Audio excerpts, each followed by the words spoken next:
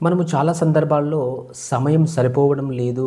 చదువుకోవడానికి, నేర్చుకోవడానికి లేదా ఏదైనా ప్రాక్టీస్ చేయడానికి అని చాలా సందర్భాల్లో ఫీల్ అవుతాం.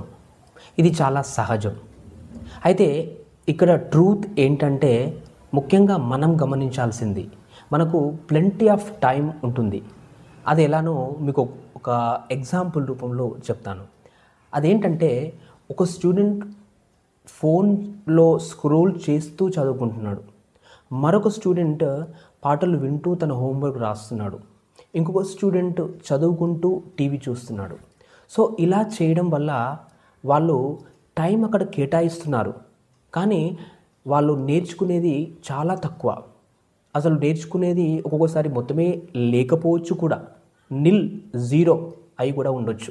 అంటే టైమ్ స్పెండింగ్ అనేది చాలా ఎక్కువగా ఉంది. కానీ ఇన్పుట్ అనేది లెర్నింగ్ అనేది చాలా తక్కువగా ఉంది.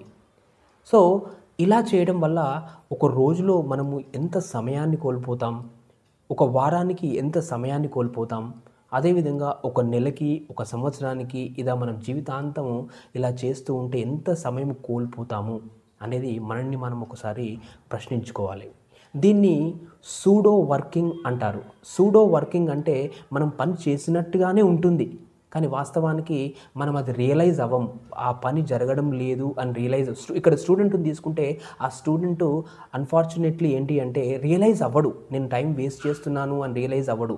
అక్కడ చదువుతూ ఉన్నాడు, టీవీ చూస్తూ ఉన్నాడు, స్క్రోల్ చేస్తూ ఉన్నాడు. అదేవిధంగా పాటలు వింటూ ఉన్నాడు. సో, దీనివల్ల ఏకాగ్రత డిస్ట్రాక్ట్ అవుతుంది. సో, దీనివల్ల ఇన్పుట్ అనేది చాలా తక్కువగా ఉంటుంది.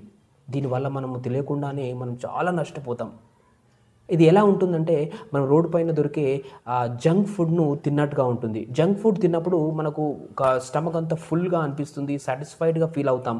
తిన్నట్టుగా అనిపిస్తుంది. కానీ వాస్తవానికి దాంట్లో న్యూట్రిషన్స్ అనేవి ఏమీ ఉండవు. అది కంప్లీట్‌లీ అన్‌హెల్తీ ఫుడ్. సో, ఈ విధంగా ఈ సూడో వర్కింగ్ అనేది కూడా అదే విధంగా ఉంటుంది. కాబట్టి స్టూడెంట్స్ ఇంకా ఎవరైనా లెర్నర్స్ ఈ సూడో వర్కింగ్ అనే కాన్సెప్ట్‌ను పూర్తిగా అర్థం చేసుకొని దాన్ని కంప్లీట్‌గా అవాయిడ్ చేయాలి. అలా అవాయిడ్ చేసినప్పుడే జీవితంలో మనము విజయం సాధించడానికి అవకాశం ఏర్పడుతుంది. ఆ అవకాశం సద్వినియోగపరుచుకోవచ్చు. నిజంగా జీవితంలో ఖచ్చితంగా విజయాన్ని సాధించొచ్చు.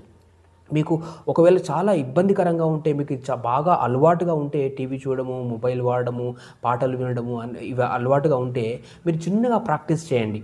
అంటే ఒక హాఫ్ అన్ అవర్ ఏది లేకుండా, అంటే టీవీ లేకుండా, మొబైల్ లేకుండా, లేకపోతే మ్యూజిక్, పాటలు ఎవ్వి లేకుండా ఒక హాఫ్ అన్ అవర్ చదవండి ఏకాగ్రతగా. ఆ హాఫ్ అన్ అవర్